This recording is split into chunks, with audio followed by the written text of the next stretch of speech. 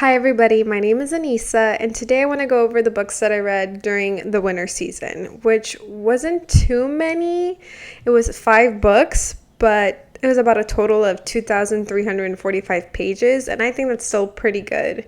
And I read a lot of fantasy, I read some classic literature, so let's just get started. So the first books that I read were the Shepherd King series by Rachel Gillig. The first book in that series is One Dark Window, and the second book is Two Twisted Crowns.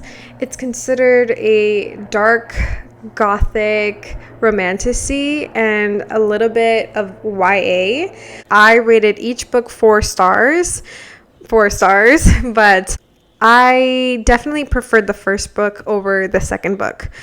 First book being One Dark Window. We follow Elspeth. She's the main character, and she falls into a sickness when she's a child.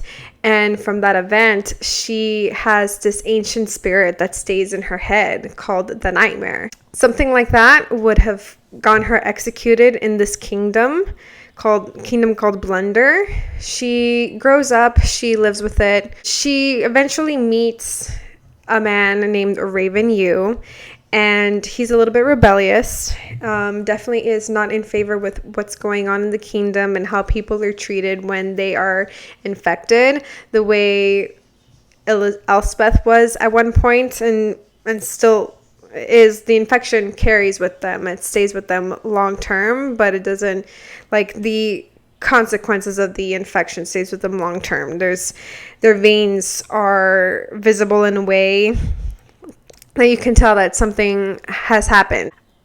I really love the romance in this book. I loved the magic system because it's pretty particular. The magic system is only centered around 12 Providence cards, and someone must hold on to the Providence cards in order to wield its power. Along with, the sickness that people can get, there's these mists that also infect the land. The first book felt like there was enough action for me to keep going, and I definitely read through it really quickly. I definitely love that in the first book we only got Elspeth's, I can't say her name very well, point of view. I really got connected and attached to that character. And then the second book, Two Twisted Crowns, we have multiple point of views. And there's definitely a reason for that, which I won't spoil. But it was hard for me to get attached to the characters whose point of view we saw in the second book because I was already so attached to Elspeth, and I wanted to follow her thoughts constantly, even though the storyline just no longer allowed it. And then, not to say that I didn't enjoy the second book as much. I still rated it 4 stars because I still got a conclusion to the plot, but ultimately I really just preferred the first book, though I do think it's necessary to complete the second book for the entire series. I think some people have said that you can just sort of move on and just after the first book, but I don't think so. I think it's important to read both of them, and they're each about like 400 pages. They're very easy reads, so I feel like if you enjoyed the magic system while you're learning it in the first book and you like what is driving the plot, then it's definitely worth getting to the second book and completing it. So I really like this series. It was a great start to the season. It definitely was a perfect fit and mood for the winter season. So I definitely would recommend and stick with my 4 out of 5 stars rating. The second book I read is diving into classic literature, and I read Wuthering by Emily Brontë, which is very popular nowadays, especially because of the movie that came out. And I did not watch the movie. I have not watched the movie. I don't think I will anytime soon because I just feel like it has a very artistic interpretation based off of people's review, and I'm not sure if I'm ready for that because I've seen Saltburn, and that was an interesting movie. So the same director created Saltburn and Wuthering Heights. So I think I have to just build up to watching Wuthering Heights. However, the book, I rated it 3 stars out of 5, and it's because I was just constantly challenged by the morale of these characters. We essentially follow the destructive relationship between Catherine Earnshaw and Heathcliff. I mean, I found her very bratty when she was younger, and still when she was older, he had abusive tendencies, and I know that he had a lot of trauma too. I won't disregard that. The abuses he dealt as a child in that family by the older brother. It just felt like most of the characters had some major flaws, which at the same time made them very human. But if I were just surrounded by so many people like that, I think I would go a little nuts, and it makes sense why everybody went nuts in this book. Catherine and Heathcliff are inseparable and clearly love each other, but she never chooses to marry him, and that leads him to a destructive path. And this book just shows the consequences of obsession and a very complicated love. It's a very destructive love, and Heathcliff just focuses in on his revenge. And I guess, they're very negative human nature is what drove me to the 3 stars. It has beautiful writing. Emily Brontë did an amazing job with creating such distinct characters and elaborating on their faults so well. She elaborated on them so well that it clearly drove me to a passion of disliking them so much. So I think that has an effect on many people. It's a classic literature. I think everybody should read it. I didn't enjoy it as much as I would have other books, but at the same time, I think the way it gave me negative feelings also has an importance to it. I think that also shows how good of a book, because I didn't have negative feelings because the book was poorly written and there was no plot, but there was plot and the characters were deeply thought out. But in the end, I guess it is a very good book. Very possible and easy to take a superb amount of notes and highlights. I remember I was constantly trying to trace back the lineage and trying to understand little scenes and the emotional essence, like with the dog when Catherine and Heathcliff were younger and they went to the Liptons. I stuttered, but if you read the book, maybe you understand what scene I was referring to. Like, each little scene has such an impact on these people's lives in the long term, like a long-standing effect. I think that was just amazingly written by Emily. Like, every single part was important. So please go ahead and read the book. Then I read A Sky Full of Elephants by Cebo Campbell.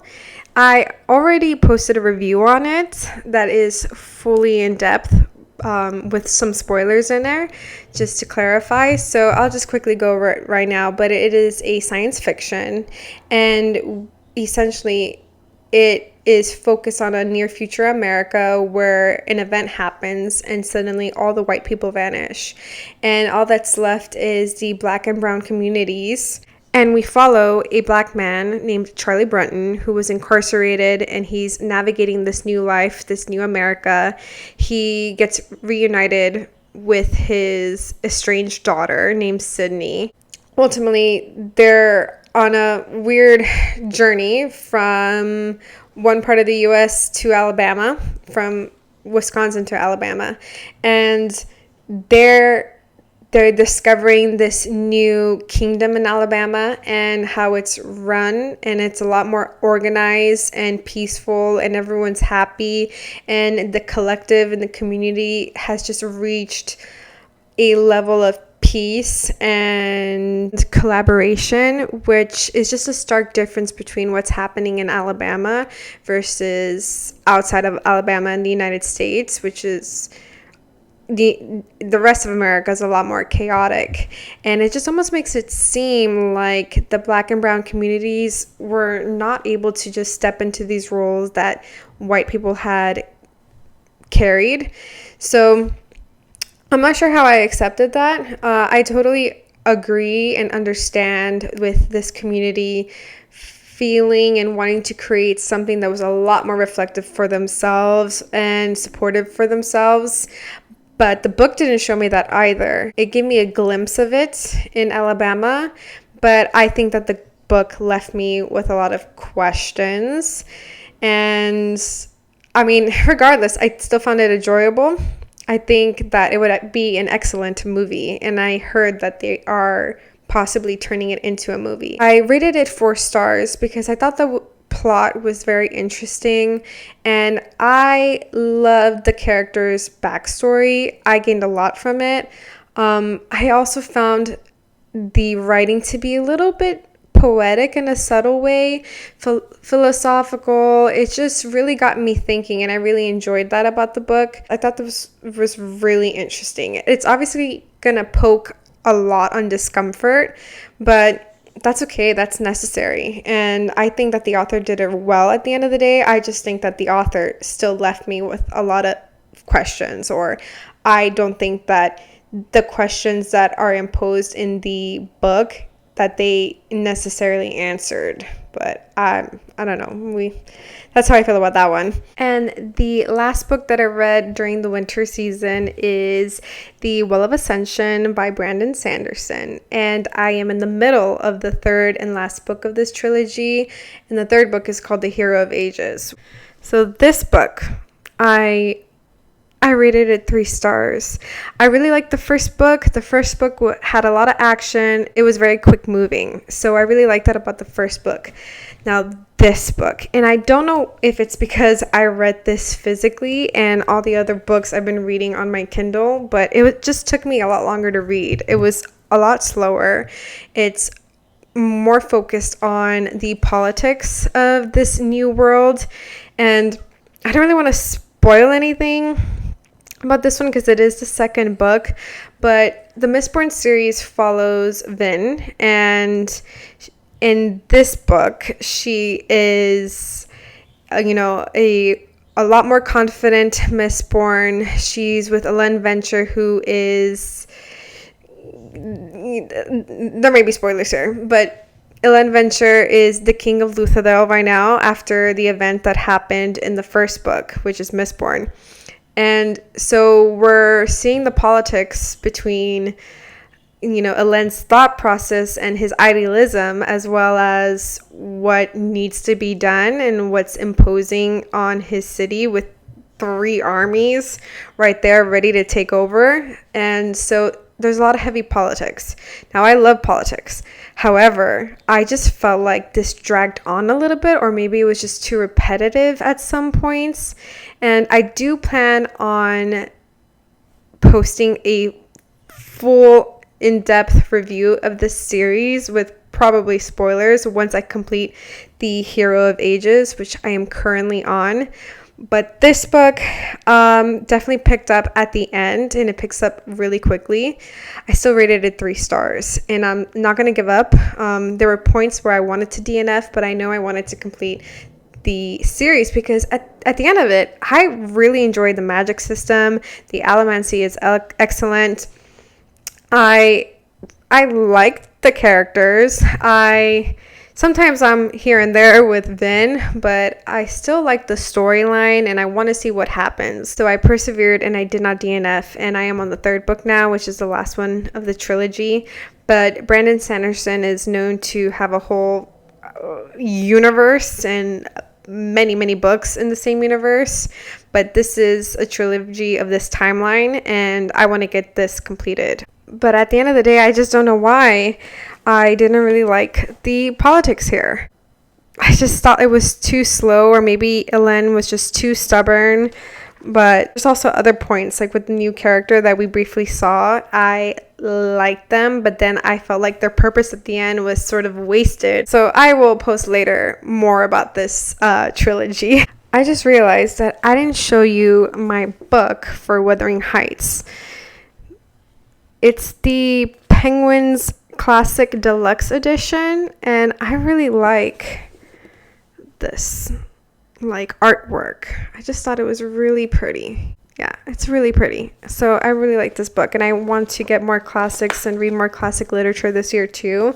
And hopefully I could still find these editions, because I think it'd be really nice to have these around. They have such a beautiful look to them. So, well, if you've stuck around, thank you. I really appreciate it.